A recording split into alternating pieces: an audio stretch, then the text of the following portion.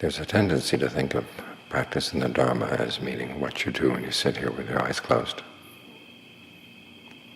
trying to get the mind in concentration, trying to develop discernment.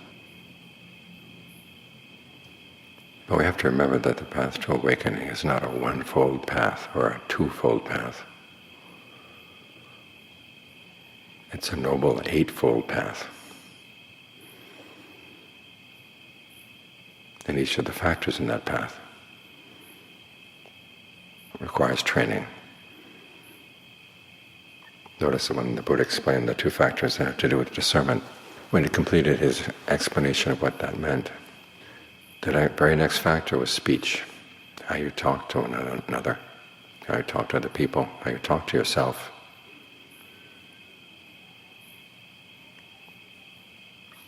This is an important part of the training, because the way you talk to other people is the way you talk to yourself, and the way you talk to yourself as you're dealing with other people, thinking about the world around you, is going to have an impact on how you talk to yourself as you get the mind into concentration.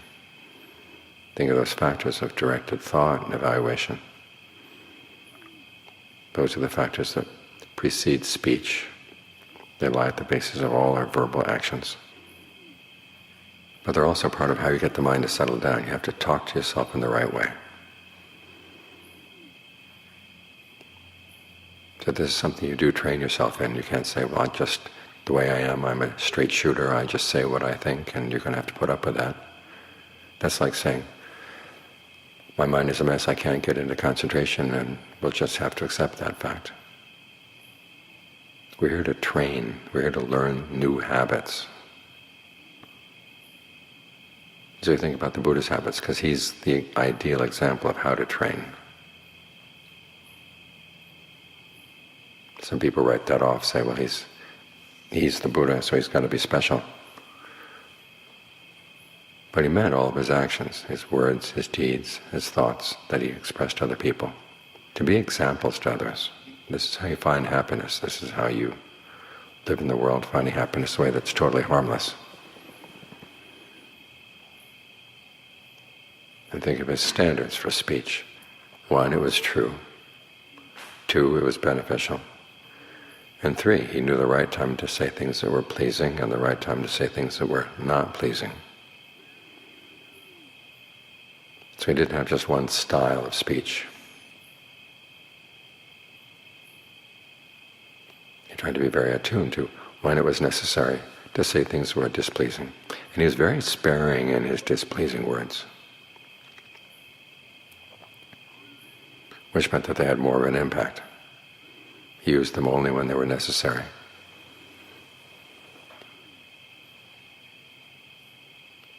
And as a result, people were open to listening to them. I knew an Ajahn in Thailand who tended to be pretty harsh all the time. And I found that my own reaction to his criticism was I just closed myself off, because whatever he said was going to be critical.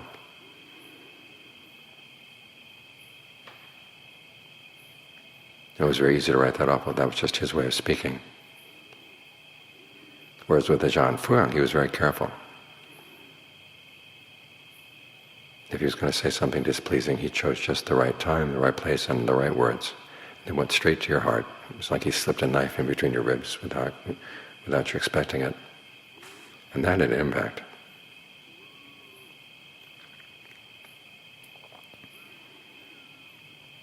Just think about that. True, beneficial, and the right time to be pleasing and the right time to be displeasing. The Buddha took the truth as a very important principle. And sometimes it seems of all the precepts, the precept to say what is true was for him the most important. As he told Rahula, very first lesson to the young boy was, you've got to be truthful. If you can tell a lie deliberately without any sense of shame, then whatever goodness you have as a contemplative, someone who's devoted to a life of harmlessness, is totally thrown away, turned over, empty. You know the story, he illustrated that with a dipper of water. He washed his feet, He left just a little bit of water in the dipper, and he asked Rahula, "Do you see how little water there is here?" And Rahula said yes. And then the Buddha said, "That's how little goodness there is in someone who tells a deliberate lie without any sense of shame." Then he tossed the water away. He says, "You see how that water's tossed away?" Yes. That's what happens to the goodness of someone who tells a deliberate lie without any sense of shame. It gets tossed away. He says, "Now you see how empty the dipper is?" Yes. A person who tells a deliberate lie without any sense of shame is empty of goodness. Then he turned the dipper over. You get the message.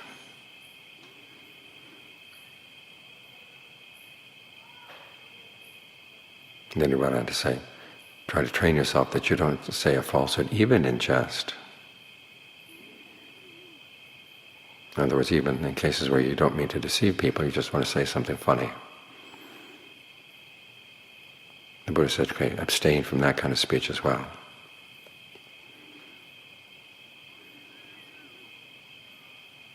But then he went on to point out in some of his other teachings that simply because something was true was not reason enough to say it.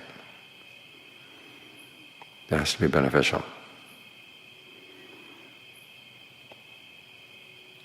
A lot of things that we could be saying, they'd either give rise to passion, aversion, and delusion in us or in the listener. And in a truth like that, you just leave it unsaid,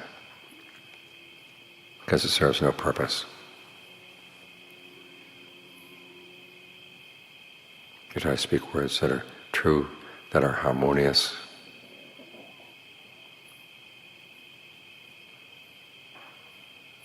that are easy to listen to, and really serve a purpose. So you have to be very careful about your words, and look at what the Buddha is asking you to do. He's asking you to set up several checkpoints before you speak. If you take that seriously, it means you don't say that much in the course of the day. But then most of us speak too much anyhow. I think I've told you that story about Ajahn Fuang up in the mountains north of Chiang Mai. He was staying with another monk, and he had this very strong sense that there were very strong spirits in the area. And they watched the monks very carefully. One day he and the other monk were on alms round, and one of the lay people putting food in the other monk's bowl asked him a question. And the monk answered, and Ajahn Fuang thought to himself, after having had time with Ajahn Lee and having learned about saying only what was absolutely necessary, he told himself, gee, that wasn't really necessary to answer that question.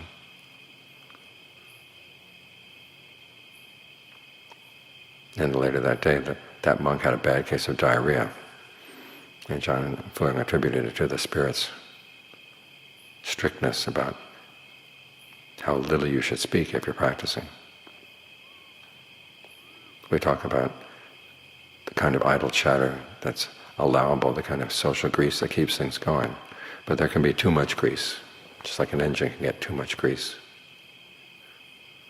It mucks up the workings of the engine. So you have to be really careful about what you say. Make sure it's necessary. If it's not necessary, just leave it unsaid.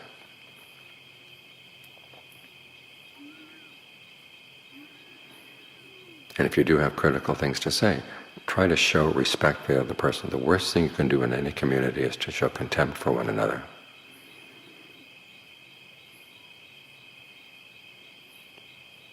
Because that way people close up. So if you're going to criticize someone, show that you're doing it out of goodwill. You have their best interests in mind. And you've really decided, okay, this has to be said. And if there's a pleasing way to say it in a pleasing way. Save your displeasing words for extreme circumstances. Because after all, we are living it as a group. And the group can be conducive to meditation if they give rise to a sense of joy, that we're happy to be here together. Because that's one of the conditions for getting the mind to settle down, a sense of joy. And you can induce it in lots of different ways, but one of the best ways, if you're living as a group, is to make it a group where people are happy to be practicing together.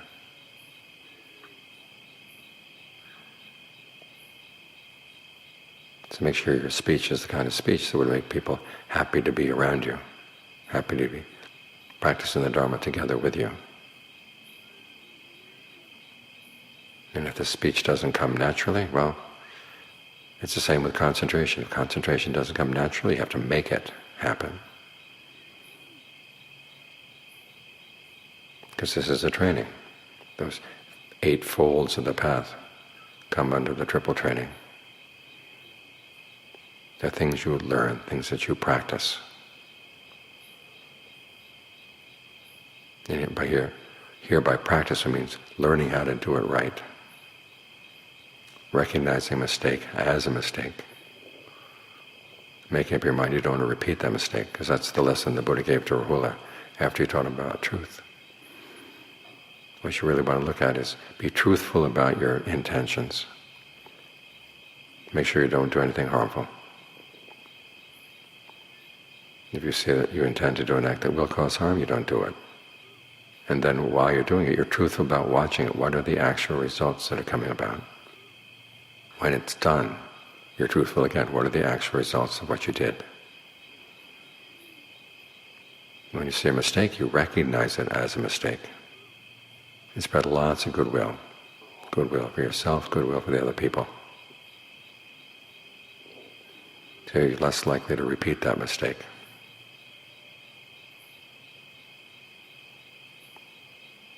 So training in right speech is just as much a part of the practice as training in right mindfulness and right concentration. When the Buddha taught the Eightfold Path, he didn't teach any extra folds, any extra factors that were not necessary.